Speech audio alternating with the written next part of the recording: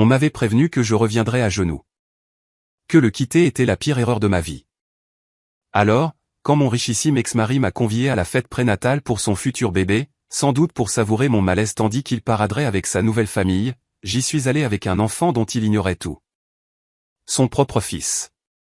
Avant d'entrer dans le vif du sujet, abonnez-vous à la chaîne et activez la cloche. Croyez-moi sur parole, vous ne voudrez rien rater de cette histoire. Maintenant, retournons au commencement. Mon nom est Chloé Duval, et je dois vous parler de ce jour où j'ai fait une rentrée fracassante dans la vie de mon ex-mari, mettant son monde sens dessus-dessous. Mais pour saisir la portée de ce moment, il faut que vous sachiez qui j'étais avant que tout bascule. 5 ans plus tôt, j'étais l'épouse de Nicolas Dubois. Son nom vous dit sûrement quelque chose aujourd'hui, le magnate de la tech qui s'affiche en couverture des magazines pour vanter l'innovation et la réussite. Mais quand on s'est connus, ce n'était qu'un homme avec un rêve et un ordinateur, qui codait jour et nuit dans notre petit appartement en ville. C'est moi qui enchaînais 2 boulots pour qu'on puisse payer les factures. C'est moi qui ai cru en lui quand il était seul contre tous. Je lui préparais ses repas. Je corrigeais ses dossiers pour les investisseurs au milieu de la nuit. Je le consolais après chaque refus. J'étais son associé à part entière. Et puis, sa société a explosé, et du jour au lendemain, je n'étais plus à la hauteur. Nicolas a commencé à déserter la maison au profit de soirées avec des gens en costumes impeccables qui ne parlaient que de bourse et de capitalisation. Son regard sur moi a changé. J'étais devenu le vestige d'une vie qu'il voulait effacer. Le coup de grâce est tombé un soir. Il m'a regardé droit dans les yeux et m'a annoncé qu'il voulait divorcer. J'étais, selon lui, un poids mort. Pas assez ambitieuse. Il lui fallait quelqu'un qui soit en phase avec son nouveau statut, une femme qui comprenne les codes de son univers. Ces mots, poids mort, m'ont lacéré bien plus cruellement qu'une lame. J'ai signé les papiers. Mon orgueil m'interdisait de le supplier de m'aimer. Il m'a versé une pension compensatoire, sans doute pour se donner bonne conscience, et j'ai fait mes cartons, quittant l'appartement de luxe qui avait été notre foyer. C'était il y a 5 ans. Ce que Nicolas ignorait, c'est que j'étais enceinte. Je l'ai appris une semaine après que le divorce soit prononcé. Je suis resté des heures à contempler ce test positif, perdu. Une part de moi voulait l'appeler, lui annoncer la nouvelle. Mais ces mots résonnaient en moi, poids mort. Je revoyais son regard de la faim, ce regard qui disait que j'étais un fardeau dont il se délesterait avec soulagement. J'ai donc pris ma décision. J'allais affronter cela seul. Mon fils, Léo, est né, et il est devenu ma seule raison de vivre. Il avait le regard de Nicolas, son sourire, son esprit vif et curieux. Le voir grandir, c'était revoir l'homme que j'avais tant aimé, avant que l'argent ne le corrompe. J'ai géré la pension compensatoire avec une extrême prudence. Pas question de la dilapider en virée shopping vengeresse ou dans un loyer exorbitant. Je l'ai investi. J'ai dévoré des livres sur la finance, analysé les marchés. J'ai pris des risques calculés, et ça a payé. En l'espace de 2 ans, j'avais fait fructifier cette somme au-delà de mes espérances. J'ai commencé à investir anonymement dans de jeunes startups prometteuses, restant volontairement dans l'ombre. Je ne voulais à aucun prix que le monde de Nicolas vienne souiller l'enfance de mon fils. Je n'aspirais pas à la gloire. Mon unique but était d'offrir à Léo une vie stable, un foyer rempli d'amour. Notre vie était confortable, mais simple. Léo était inscrit dans une bonne école. On passait nos week-ends au musée des sciences. On organisait des soirées films avec des montagnes de pop-corn et de friandises. J'avais bâti une existence riche et épanouissante, loin du faste superficiel. Et j'étais heureuse. Profondément heureuse. J'avais ma propre preuve que je n'étais pas un poids mort. J'étais une femme forte, indépendante, et je n'avais nul besoin de Nicolas Dubois pour exister. Et puis, il y a 3 semaines, j'ai reçu ce carton d'invitation. Papier vélin, lettre d'or. Une invitation pour une baby shower. Celle de Nicolas. Il avait épousé une certaine Camille 2 ans après notre séparation, une figure de la jet-set habituée des pages People. Ils attendaient leur premier enfant. Ce n'est pas l'invitation qui m'a ébranlé. C'est le mot, glissé à l'intérieur, de l'écriture si reconnaissable de Nicolas, Chloé, je serais ravi que tu viennes voir ce qu'est un couple qui fonctionne vraiment. Ta présence compterait beaucoup. J'ai relu cette phrase en boucle, la rage bouillonnant en moi. Un couple qui fonctionne vraiment? Comme si notre histoire n'avait été qu'une mascarade, comme si mes sacrifices ne comptaient pour rien. Manon, ma meilleure amie, est arrivée ce soir-là. Elle m'a trouvé prostré, l'invitation à la main. Elle l'a lu et a déversé un flot d'injures à l'encontre de Nicolas, d'une créativité à faire pâlir un charretier. Elle voulait que je la brûle, que je ne lui accorde pas cette satisfaction. Mais une autre idée germait en moi. La colère s'était dissipée, remplacée par une froide détermination. J'ai annoncé à Manon que j'irais. Elle a cru que j'étais devenue folle. Ce qu'elle ne saisissait pas, c'est que ma démarche n'était pas guidée par la vengeance. Je n'irais pas pour faire un esclandre. J'irais parce que le moment était venu. Le moment d'affronter ce passé que j'avais si longtemps cherché à oublier. Le moment pour Léo d'apercevoir son père, ne serait-ce que de loin. Manon m'a demandé si j'allais révéler l'existence de Léo. Je n'en savais rien. J'avais bien tenté de le faire, une fois. Peu après la naissance de Léo, j'avais appelé le bureau de Nicolas. Son assistante m'avait répondu d'un ton glacial. Quand j'avais demandé à lui parler d'une affaire personnelle, elle m'avait rétorqué qu'il était surchargé et que je n'avais qu'à envoyer un mail. Ce mail, je ne l'ai jamais écrit. Je me suis convaincu que c'était la fatigue, les nuits courtes avec un nourrisson. La vérité, c'est que j'étais terrorisé. Terrifié qu'il me rejette. Terrifié qu'il m'accuse de vouloir le piéger. Terrifié qu'il se moque éperdument de cet enfant. Alors j'ai renoncé, me persuadant que nous étions mieux sans lui.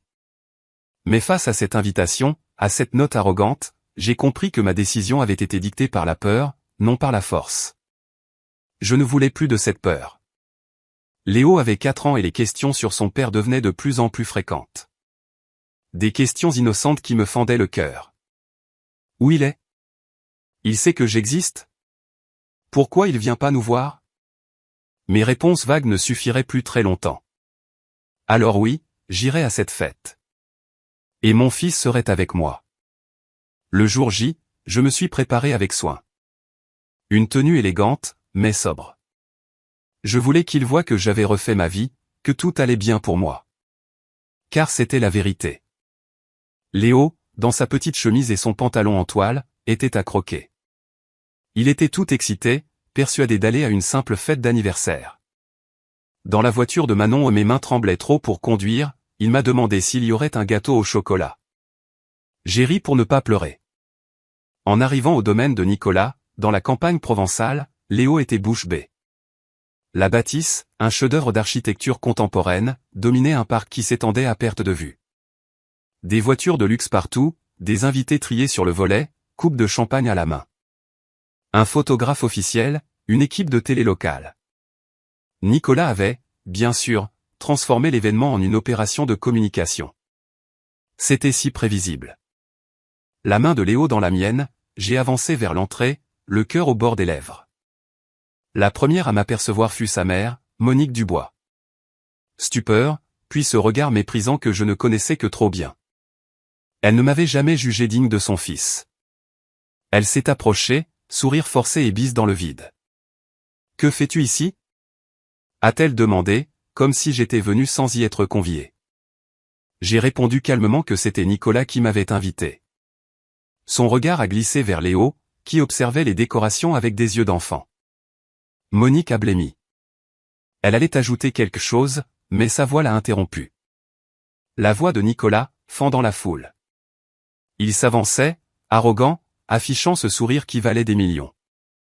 Le succès lui allait bien, physiquement du moins. Moralement, c'était une autre histoire. Il m'a prise dans ses bras, une étreinte calculée pour l'audience. Sa voix se voulait chaleureuse, mais je percevais la pointe d'ironie. Il était si heureux que je sois venu, il espérait que je m'en sortais, malgré les difficultés. Cette condescendance, cette façon de me traiter comme une pauvre chose fragile. J'ai souri poliment. Je vais très bien, merci de t'en soucier. Sa femme, Camille, est apparue, radieuse dans sa robe de grossesse, une main posée sur son ventre. Elle était sublime. J'ai ressenti un pincement au cœur, non pas de la jalousie, mais une sorte de nostalgie pour la femme que j'avais été. Les invités murmuraient. Je sentais leur regard plein de pitié. La pauvre Chloé, forcée d'assister au bonheur de son ex. Ils étaient si loin de la vérité. Nicolas continuait son numéro sur notre maturité exemplaire quand son regard a enfin croisé celui de Léo. Mon fils, qui se cachait à moitié derrière moi, tenait fièrement un dessin qu'il avait fait pour le bébé. Le visage de Nicolas s'est décomposé. Il est devenu livide. Il fixait Léo comme un revenant. Et pour cause, Léo était son portrait craché au même âge. Les mêmes yeux, la même fossette, les mêmes boucles rebelles. Qui est cet enfant ? A-t-il articulé d'une voix blanche. Le silence s'est fait. J'aurais pu inventer n'importe quoi. Un neveu, un voisin. Mais le temps des mensonges était révolu. Je l'ai regardé dans les yeux. Il s'appelle Léo. Il a 4 ans. C'est ton fils. Un silence de mort est tombé sur l'assemblée. Camille a porté la main à sa bouche. Monique a octé. Nicolas était pétrifié, son esprit refusant d'admettre l'évidence. Puis la colère a explosé. Je l'ai vu monter, empourprant son visage. Il m'a saisi par le bras et m'a entraîné à l'écart. Manon, providentielle, a emmené Léo vers le buffet des desserts. La voix de Nicolas tremblait de fureur. C'était une blague ? Une vengeance ? Je suis resté de marbre. Je lui ai expliqué. J'étais enceinte au moment du divorce. Je l'avais appris juste après. Il cherchait le mensonge dans mes yeux. Pourquoi ne lui avais-je rien dit ? J'aurais pu être cruel. Lui rappeler ses propres mots. Poids mort. Lui dire qu'il m'avait exclu de sa vie. Mais Léo était là. Et je ne voulais pas qu'il entende un jour que son père l'avait rejeté. Je lui ai servi une version édulcorée de la vérité. J'avais tenté de le joindre. Son assistante m'avait éconduite. Le temps avait passé. J'avais choisi de l'élever seul pour lui offrir une vie stable, loin de nos conflits. Sur son visage, le choc, la colère, la douleur, l'incompréhension se succédaient. Comment avais-je fait, seul ? C'est là que je me suis permis de sourire. J'avais fait bien plus que m'en sortir. J'avais réussi. J'avais investi intelligemment, bâti une sécurité financière pour notre fils. Léo n'avait jamais manqué de rien, et surtout pas de l'amour d'une mère. Camille nous avait rejoints, le teint cireux. C'était vrai ? Nicolas, muet, n'a pu que hocher la tête. Je me suis tourné vers elle, sincèrement désolé. Mon but n'était pas de gâcher sa fête. Mais mon fils avait le droit de connaître son père. J'ai ajouté que je n'attendais rien d'eux. Ni argent, ni garde partagée. J'avais élevé Léo seul pendant 4 ans, je pouvais continuer. Camille a fondu en larmes. Nicolas semblait au bord de l'effondrement. L'incident n'avait pas échappé aux invités. C'est là qu'un de ses associés, un homme dont j'avais vu le visage dans la presse économique, s'est approché, une carte de visite à la main. La mienne. Il m'a regardé avec un respect nouveau. Il cherchait depuis des mois à identifier l'investisseur anonyme derrière le succès fulgurant de 3 des plus grosses startups de la région. Il ignorait que c'était moi. Il s'est tourné vers Nicolas. Tu sais que Chloé, c'est été. Duval ? La femme qui a financé tes chevaux ? C'est un génie. Tout le monde cherche à savoir qui elle est depuis 2 ans. J'ai vu la vérité percuter Nicolas de plein fouet. Je n'étais pas l'ex-femme brisée qu'il s'imaginait. J'avais bâti un empire, seul, en élevant notre fils. L'équilibre du pouvoir venait de s'inverser de façon spectaculaire. Sa mère était au bord de l'apoplexie. Les murmures avaient changé de nature. On ne parlait plus de la pauvre Chloé, mais de Chloé Duval, l'investisseuse de génie. Je n'en avais que faire. Je voulais juste retrouver mon fils et partir. Je l'ai trouvé près du buffet, un gâteau à la main, tout sourire, ignorant tout du drame qui venait de se jouer. Il m'a demandé s'il pouvait donner son dessin au bébé. Mon cœur s'est serré. Cet enfant si pur. Je me suis accroupi à sa hauteur et lui ai expliqué qu'il fallait rentrer, qu'on donnerait le dessin plus tard. Il a hoché la tête, déçu mais confiant. Alors que nous partions, Nicolas nous a rejoints. Il était anéanti. Il m'a supplié de rester, de parler. Je me suis retourné, la main de Léo toujours dans la mienne. J'ai parlé à voix basse. J'étais venu pour que mon fils connaisse son histoire. Mais Léo était mon fils. J'avais été là pour chaque étape de sa vie. Il avait tout manqué. Ce n'était pas entièrement de sa faute, mais c'était un fait. S'il voulait avoir une place dans la vie de Léo, il devrait la mériter. Il ne s'agissait pas de son ego ou de sa culpabilité. Il s'agissait d'être un père. Un rôle qu'il n'obtiendrait pas par un simple test ADN. Il a acquiescé, des larmes coulant sur ses joues. Je ne l'avais jamais vu pleurer. Il m'a demandé mon numéro. Je le lui ai donné. J'ai soulevé Léo, qui devenait lourd, et j'ai quitté cette prison dorée, la tête haute. Dans la voiture, Léo m'a demandé si c'était lui, son papa. J'ai dit oui. Après un silence, il a demandé pourquoi il était si triste. Les enfants comprennent tout. J'ai répondu que les adultes avaient parfois des sentiments compliqués, mais qu'ils voudraient sûrement le revoir. Sa réponse m'a obligé à m'arrêter sur le bas-côté pour pleurer. C'est pas grave, maman. S'il veut pas me voir, je tais-toi. Et ça me suffit. Manon m'a serré la main pendant que je pleurais. Mon fils de 4 ans venait de me donner la plus grande leçon d'amour et de confiance en soi de toute ma vie. 3 jours après, Nicolas a téléphoné. On a parlé pendant 2 heures. Il s'est excusé. Sincèrement. Pas seulement pour la fête, mais pour tout le mal qu'il m'avait fait. Il a demandé s'il pouvait voir Léo. J'ai accepté. Sous condition. Lentement. En ma présence au début. Et à la moindre angoisse de Léo, on arrêterait tout. Il a tout accepté. Il m'a aussi posé des questions sur mes investissements, sur ma nouvelle vie. Pas avec condescendance, mais avec une curiosité et un respect que je ne lui connaissais pas. C'est pourquoi il ne faut jamais laisser personne vous dire qui vous êtes. Je ne suis pas allé à cette fête pour lui prouver quelque chose.